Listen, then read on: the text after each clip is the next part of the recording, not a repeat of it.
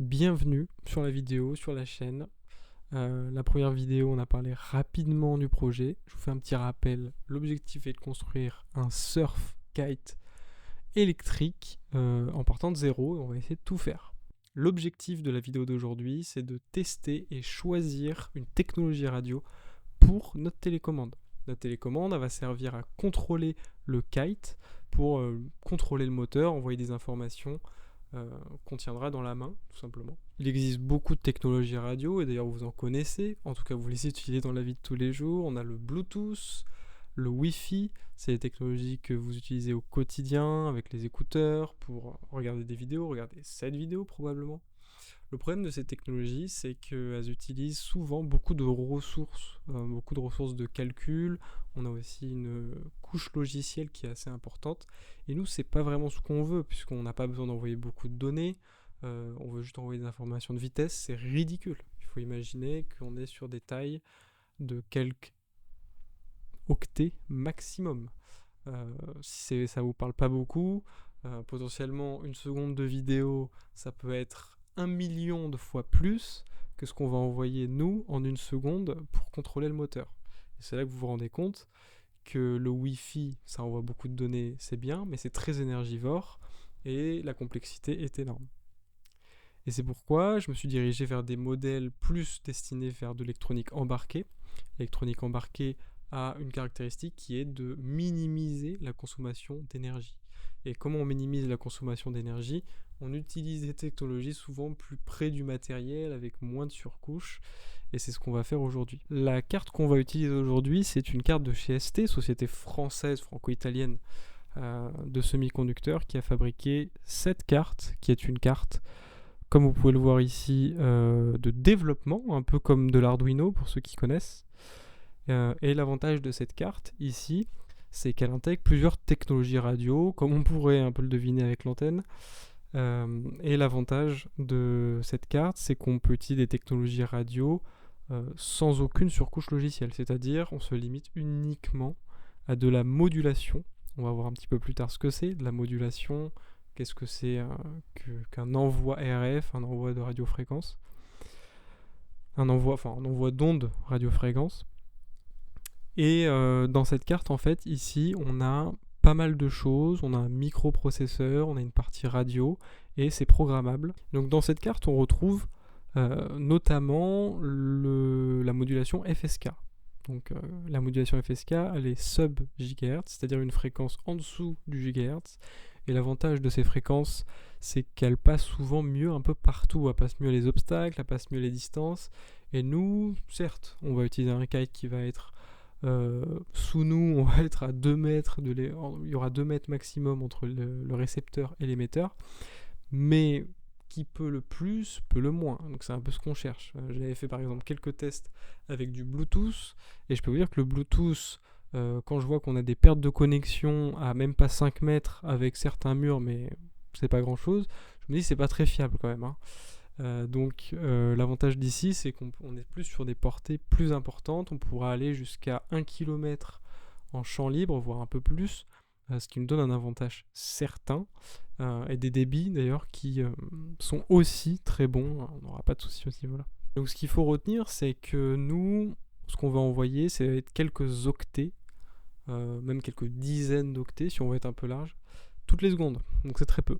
C'est très peu, et donc c'est pour ça que cette carte fera totalement le travail. Si vous avez fait un peu de physique au collège, au lycée, vous savez peut-être que la lumière est composée d'ondes et qu'on utilise ces mêmes ondes à des fréquences différentes pour envoyer des informations via toutes les technologies qui existent, 4G, 5G, Wi-Fi, Bluetooth. Mais là, on va s'intéresser donc, comme je vous l'ai dit, au FSK. Qu'est-ce qui se passe ? On a une onde, ok, qu'est-ce qu'on en fait ? Pourquoi ? Quel est le but ? Vous voyez ici sur ce schéma, sur cette petite animation, qu'on a une onde. Bon, c'est une onde qui ressemble à un sinus, c'est pas très important vraiment le type d'onde en particulier.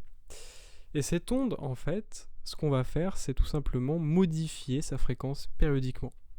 Et ça va avoir pour effet de donner un motif où on a des sauts de fréquence. Ça vient du FSK, Frequency Shift Keying, c'est-à-dire en fait un shift de fréquence, c'est-à-dire un changement de fréquence. Ça c'est important puisque le récepteur, lui, va être capable de déchiffrer ces changements de fréquence. Il va associer une fréquence élevée à 1 et une fréquence plus basse à 0, ou l'inverse, c'est pas forcément très important. Du moment qu'on est raccord dans le code, l'avantage c'est qu'on a ST qui nous fournit en fait des librairies, des exemples de code pour tester.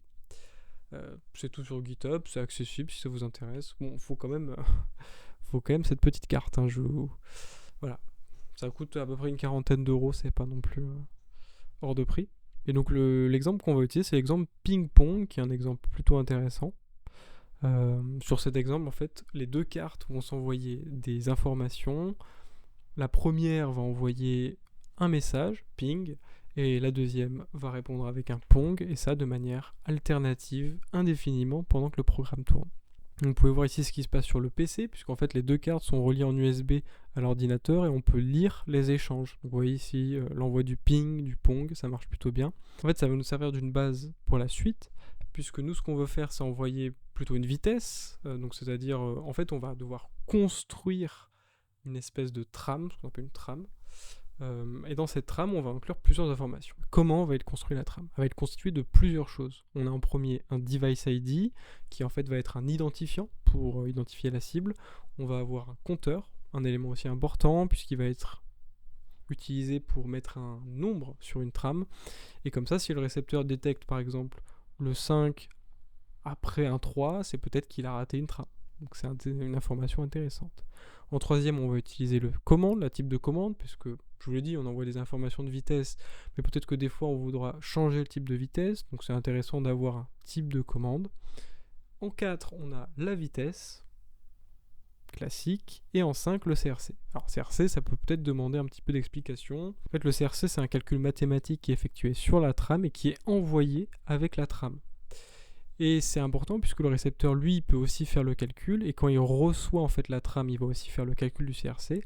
Et si le CRC reçu n'est pas le même qui, lui, a calculé sur la trame, c'est forcément qu'il y a eu une erreur dans la trame. Dans ces cas-là, ce qu'on va faire, si le CRC est mauvais, le récepteur va demander à l'émetteur de renvoyer une trame, la bonne trame, si possible sans erreur. Et ici, on peut voir le résultat. On a repris la logique du ping-pong pour faire en sorte que les deux cartes s'envoient des données de vitesse avec toute la structure de la trame. On voit que ça marche plutôt bien. Alors j'ai repris de l'exemple ping-pong justement l'affichage du RSSI. Le RSSI, c'est une métrique qui mesure en fait la puissance reçue par la carte. Et on l'affiche sur les deux cartes, et c'est intéressant puisque ça nous permet de savoir justement à quel point le signal est atténué. Alors évidemment, plus on va éloigner les cartes les unes des autres, plus la puissance reçue sera faible. Le RSSI est ici en échelle logarithmique, c'est-à-dire qu'à un moins 40 dB par exemple, on est à un dixième de millionième de watt, donc c'est très peu, mais c'est normal puisque évidemment les antennes rayonnent dans toutes les directions, donc plus on s'éloigne, plus l'espace à couvrir est immense. Bon, l'avantage, c'est que des cartes comme la ST ont des sensibilités très faibles. On peut capter des messages à 1 km, et autant vous dire qu'à 1 km, on reçoit pas beaucoup de puissance. Et donc vous vous dites peut-être, ok, on a la carte, enfin la carte comme ça, la petite, j'espère qu'elle focus, on va dire que oui. Et donc cette petite carte de chez ST, bon elle est grosse quand même, enfin là une télécommande, il faut que ça tienne dans la main. Donc, en fait l'avantage c'est qu'en fait la puce qui est dessus, ici, on va pouvoir l'utiliser pour la mettre sur un circuit imprimé. Et donc on la récupérera pour faire notre télécommande. Donc en fait elle prendra très peu de place, c'est quelques millimètres par quelques millimètres. Dans la prochaine vidéo, on va s'occuper de la télécommande en partie circuit imprimé et partie conception 3D de la télécommande. Ça va être beaucoup plus de travail que celle-là, je vous le cache pas. Mais ça va être très intéressant.